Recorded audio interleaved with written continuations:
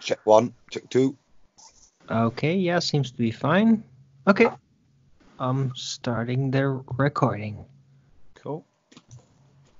Subscribe to Nathan Oakley.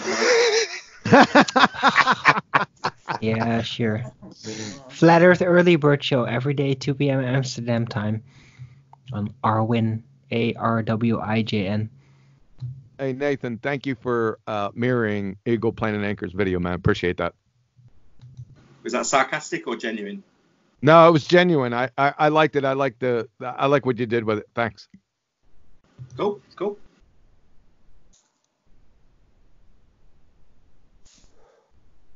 Right, I'll get cracking then. So you have to excuse me. It is 2018 when I last probably did this. So if I miss bits out, I'll please forgive me. But I'll try and get through it and then maybe save any questions for the end. Okay, so this was many moons ago when accelerometers first came out. It was our first contact. Me and John were contacted by Paul on the plane, wanting a bit of advice on these accelerometers, and we were coming up with all sorts of methods of testing what was going off. And Paul settled for turning it off, traveling across the Atlantic and switching it back on. Now, what I'd suggested was to keep the accelerometer and see if we could plot vectors based on the plane's movement, which was a little naive back in the day. So that it kind of, I'll explain why. So the first thing is to ask, how does a plane behave? And unlike a car, a plane is very different. The front of the vehicle, isn't pointing in the direction of travel. Is the first consequent, and that is basically consequent of how planes work. Obviously, they basically fly. Straight flight is achieved at an upward angle of between 2 and 3 degrees, slightly more sometimes in larger aircraft. The nose never actually angles down during flight, and the way in which altitude is lost is by reducing this angle of attack or reducing speed or combinations of both, and that results in a decrease in upward thrust. Okay, so you can lose your ability to maintain level flight, net effect, a slight drop. So basically a slight tilt backwards is usual for straight and level flight, and by straight and level I mean a vector that is straight and level, and how we experience it. So I'll keep this bit to a minimum, but basically on a flight, you can see my feet there. I've got my accelerometer bubble app there, and basically I've got my other phone, and throughout the duration of the flight I'm recording it so that I can take some readings. And you see here, look, pretty much it's always in a positive flight. So just to summarize what the readings I took. So how did the flight behave? So I measured the middle hour of a 2-hour flight. I wanted to be not worrying about descent or gaining out or takeoff. So it was just to monitor that vector of travel or multiple vectors of travel in that middle hour. Now all of the readings varied between 1 and 4 degrees upward incline during the monitor times. They were never level, never got to even level flight, and it certainly never got anywhere near nosing down. Now on the flight, the assumed speed was about 850 kilometers. So we'll say a distance roughly of about 800 kilometers was covered during this hour's analysis. So as I've said, I've tried to relate it to a vector because obviously what I was initially looking at that was just to try and plot this to see, being open-minded, that we would, if we were going to be circumnavigating a ball, there would be significant vector changes to accommodate for that. So you can see here, look, the plane's pointing up, but when we're describing the vector of the the actual plane's flight, it is the dotted line there. Okay, now there's a load more flight details that I bothered to look into, so that pitch angles, angles of attack, and all those. But basically, the relevant point is the way where the plane is flying is the straight line flight path vector. That describes its movement. So, with all that in mind and the data gathered, I wanted to just kind of discuss the concept of how does the ground change on a flat plane and a ball when you're flying in a straight line vector. Orientation, direction of gravity remain the same if we're traveling across a flat plane. Summarized, if we're traveling across a ball Earth, then the orientation, direction of gravity will vary away at a rate of 0.009 degrees per kilometre of straight line vector travel.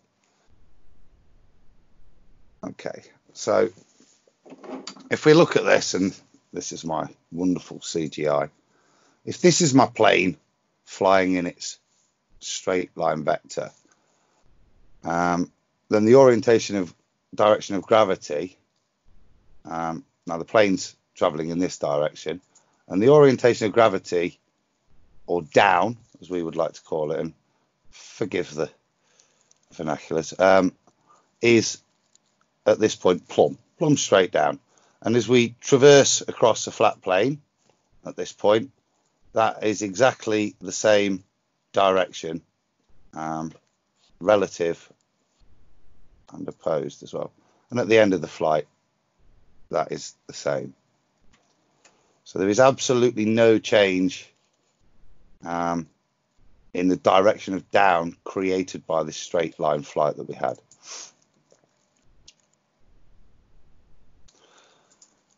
If we were to do the same, and assuming we're traversing a ball, excuse me, then there's the same straight line vector. And this is where we talk about this accumulated altitude. You can see from here to here, at the bottom end it's a larger angle, it's a larger distance from the plane to the ground if we've traversed across the ball. At the beginning of the flight, the direction of down, assuming we live on a ball, was orientated between the straight line path down to the centre of their ball. As we traverse across the ball, this has an effect, because not only is the ground falling away, it's reorientating itself back to the centre of supposed ball.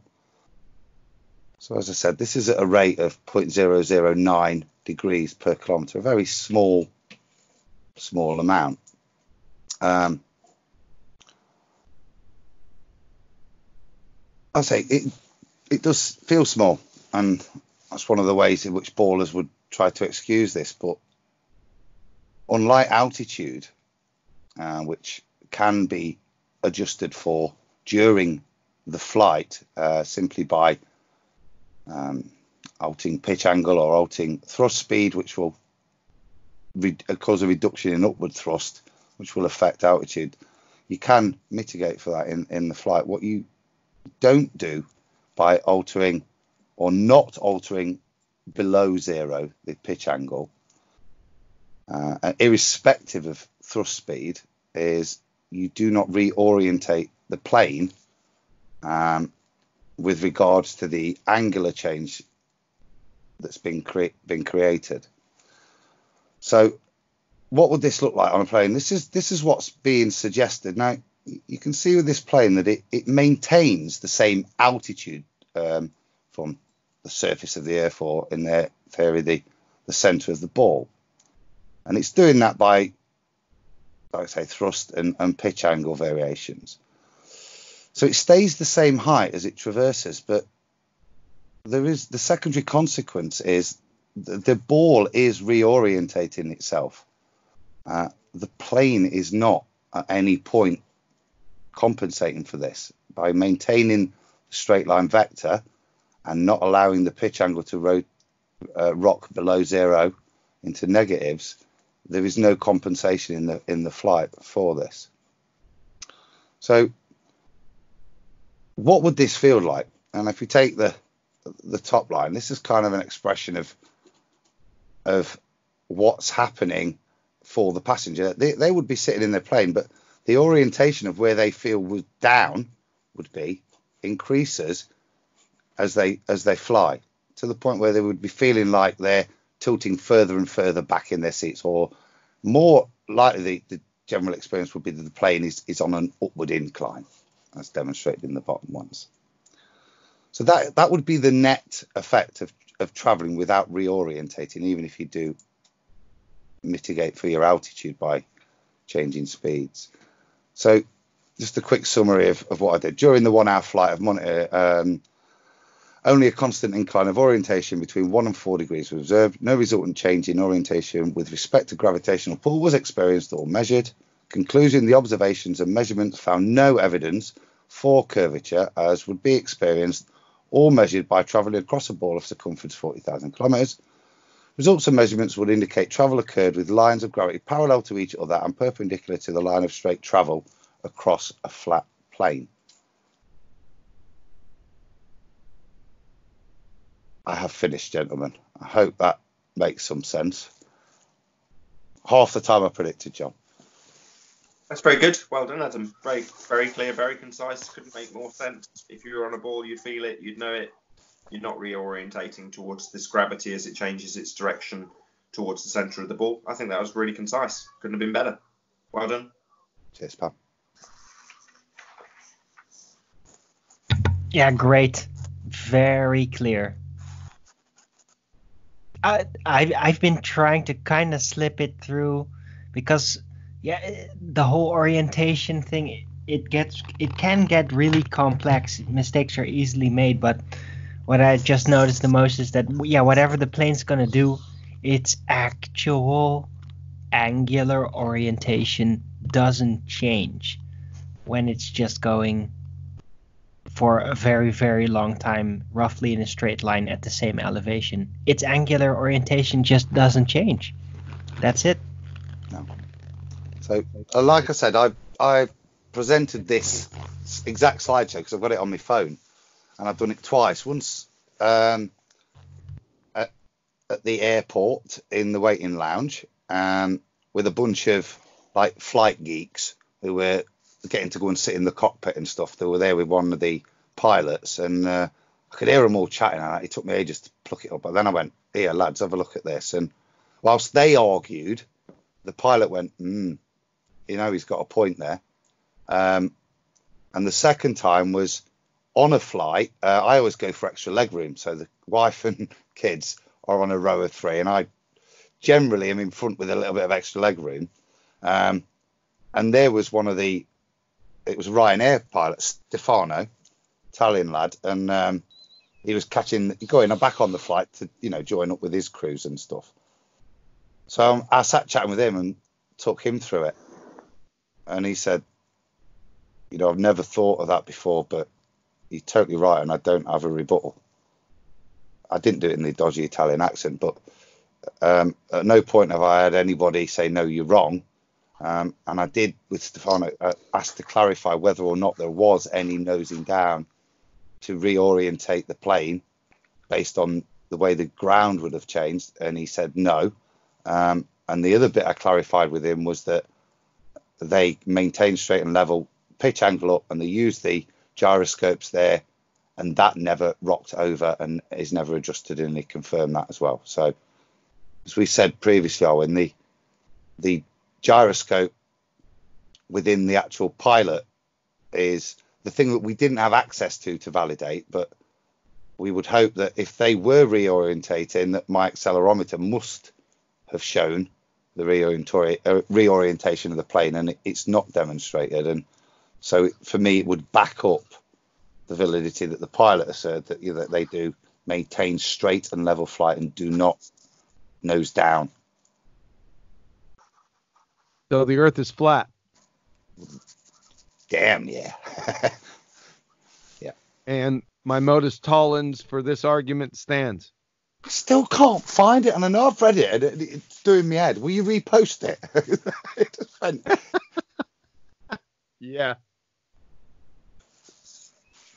Yeah, as this has been recorded, can that Modus Tollens been read out? Have you got it to hand, QE? it'd be great. I don't know where I put it. I think it's still in Ballbusters. Wait, one. Any questions while John? Well, no, I think it gives me a nice opportunity to say to anybody who's watching that you should definitely be subscribed to Nathan Oakley 1980 and Nathan Oakley Channel. Ah, you're such a shill for yourself, buddy. Damn. He's right, because the Nathan Oakley channel, Adam Meakin appears on that from Iron Realm Media. Great place to have no sphere. Right. But yeah, it's a great presentation. You really worked on the visuals. I know. What program did you use to make it? This is just the PowerPoint, mate. Why it's so ropey.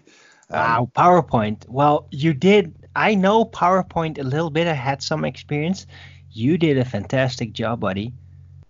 There's palpable several hours in there. So yeah, it was before my Photoshop days, Owen. Hence why look, the plane's not even got a PNG. It's in a box.